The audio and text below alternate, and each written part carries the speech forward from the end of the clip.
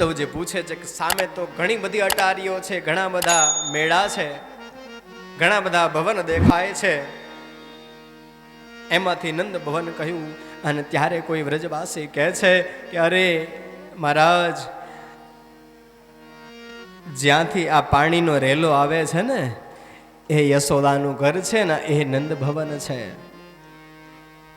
કોઈ પૂછે છે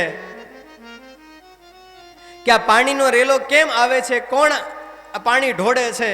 અને ત્યારે ઉદ્ધવજીને વ્રજવાસી કહે છે કે આ ઉદ્ધવ, તમે આને પાણી નહીં માનતા. જ્યારથી કૃષ્ણ વૃંદાવન છોડી અને મથુરા ગયો છે ત્યારથી એક ક્ષણ માટે પણ માં યશોદા છાની રહી નથી. આ પાણી નથી પણ માં યશોદાની આંખના આંસુ વહી રહ્યા છે. ઉદ્ધવ વિચાર કરે કે આટલો બધો પ્રેમ શું છે આ? માં યશોદા પાસે પહોંચ્યા. માં યશોદાને પત્ર આપે છે, કહે છે કે માં, તમે તમારા કૃષ્ણની ચિંતા નહીં કરો. કૃષ્ણ તો રાજ્ય સંભાળીને રાજા બની ગયો છે, તમારે એની ચિંતા કરવાની જરૂર નથી. એને 56 ભોગ મળે છે, સુખ મળે છે, આનંદ મળે છે, તમે શું કામ રુદન કરો છો? તારે માં યશોદા કહે છે કે તમે એના સખા છો? તો કે હા. કૃષ્ણ તમારો મિત્ર છે? તો કે હા. કૃષ્ણ તમારો મિત્ર હશે પણ તમે હજી સુધી કૃષ્ણના મિત્ર બન્યા નથી. જો કૃષ્ણના મિત્ર બન્યા હોત તો કૃષ્ણ વિશે તમને ખબર હોત. હજી તમે બરાબર કૃષ્ણને ઓળખ્યા નથી, સમજી શક્યા નથી. માં યશોદા, શું કહો છો તમે?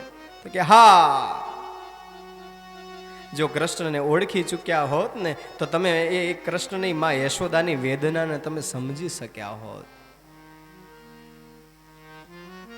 તમારો મિત્ર ભલે હોય પણ હજી તમે એના મિત્ર પાકા બન્યા નથી. તમે એના પ્રેમને શું જાણી શકો, શું સમજી શકો? તમે તો માત્ર જ્ઞાનની વાતો કરવા લાગો. જ્ઞાનથી કોઈ દિવસ પ્રેમ ના થાય.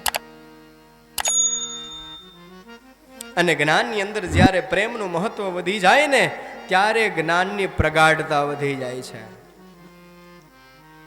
ગોપીઓ ગ્વાડબાલાઓને સમાચાર મળ્યા છે કે આજ કૃષ્ણના વસ્ત્ર ધારણ કરી અને કોઈ કૃષ્ણનું દૂત આવ્યું છે.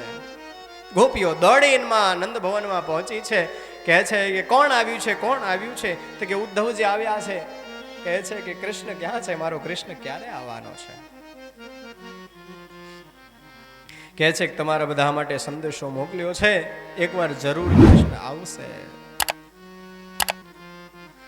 બરસો બરસો કહ કર ચલા ગયા, ખેતો મેં આ ગઈ સરસો.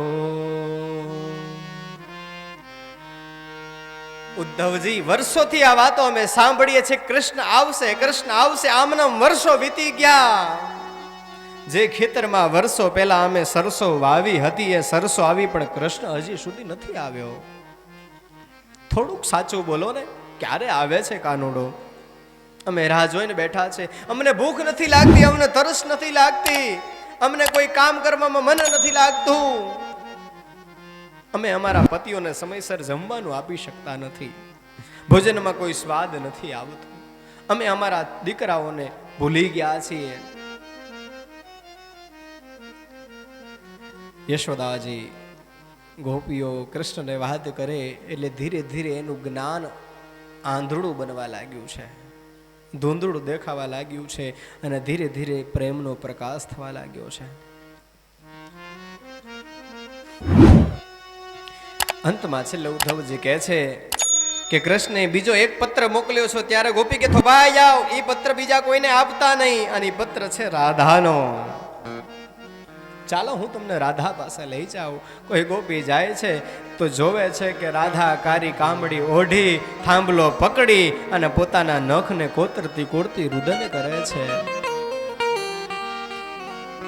રુદન કરતા કરતા સામે મૂકેલી વાસળી જોવે છે. કે આ કૃષ્ણે મને વાસળી આપી, કૃષ્ણ જરૂર આવશે, જરૂર આવશે. જ્યાં દ્વાર ઉપર પહોંચે ઉદ્ધવજી અને જોવે છે કે રાધાજી રડી રહ્યા છે, જરા ખખડાટ થયો, અવાજ થયો, રાધાજી આંખ ઊંચી કરી પીળા વસ્ત્ર જોઈ અને દોડ્યા છે ઉદ્ધવની સામે. ઉદ્ધવ સામે જોઈને દોડી અને મુખારવિંદ્યા જોવે છે તો ત્યાં ને ત્યાં ઊભા રહી જાય છે. કૃષ્ણ નથી.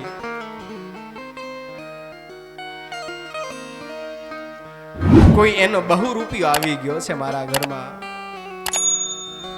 ઉદ્ધવજી આવીને રાધાજીને નમસ્કાર કરીને કહે છે કે તમે જ રાધા? તો કે હા.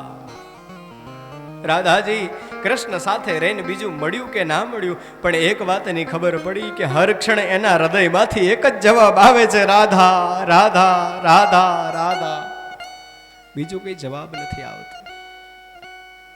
ખબર પડી કૃષ્ણનો મિત્ર છે. સાહેબ એક કાળા કલરનું ઊરનું આસન ઉતારી અને પાથર્યું છે.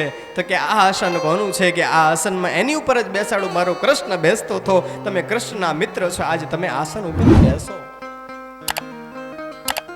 જ્યારથી મથુરામાં કૃષ્ણ ગયો છે ત્યારથી આ આસન પણ રુદન કરે છે કે મારી ઉપર કોઈક બેસનારો તો મળે મને.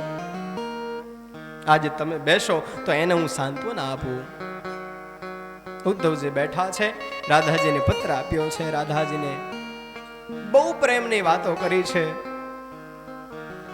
કે રાધા, કદાચ આ દુનિયામાં મને બધા જ દ્રવ્યો, બધા જ રાજ્યો, બધા જ સંસારના રહેલા પ્રેમો ભૂલાઈ જશે, પણ રાધા હું તને ક્યારેય નહીં ભૂલી શકું. અને રાધા ક્યારેય તારાથી હું દૂર થયો જ નથી.